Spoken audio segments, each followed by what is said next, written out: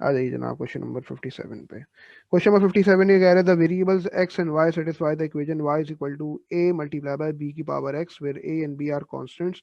The graph of l and y against x is a straight line passing through the points 1.4, 0.8 and 2.2, 1.2 as shown in the diagram. Find the values of a and b correct to two decimal places. अच्छा, पिछले वाले सवाल में क्या requirement थी? उसमें उसमें भी टू डेसिमल प्लेसेस थी, इसलिए हमने सबको टू डेसिमल प्लेसेस भी किया था। ठीक है,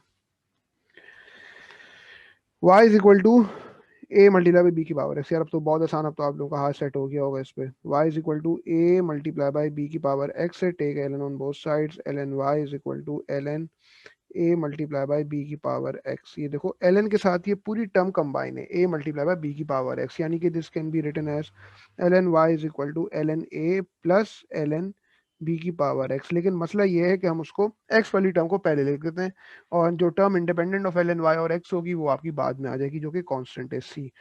L N Y is equal to L N B की power X plus L N A.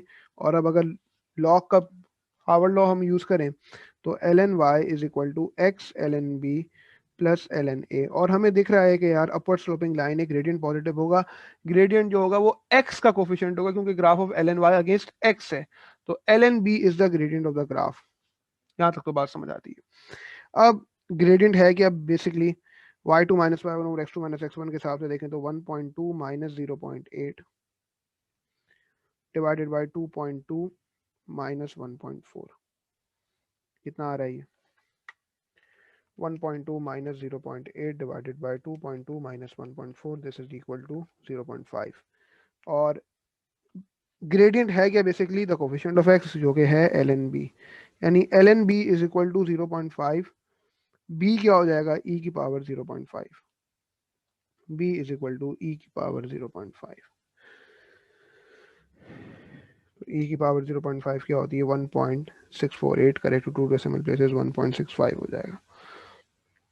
B is equal to 1.65। अब हमें ए की वैल्यू निकालनी है। अब आप क्या करो, अब देखो, अब आपके पास equation of the straight line क्या बन गई?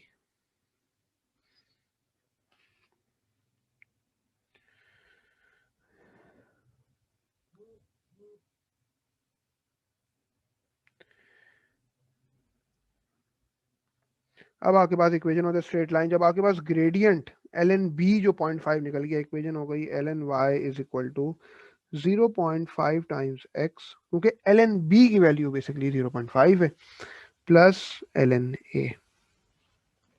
ठीक है, अब एक काम करो, अपनी मर्जी का कोई सा भी पॉइंट उठा लो, या तो 2.2 1.2 ले लो, या 1.4 0.8 ले लो, जो मर्जी है। लेकिन याद रहे कि किस चीज का ग्राफ किस चीज के अगेंस्ट है।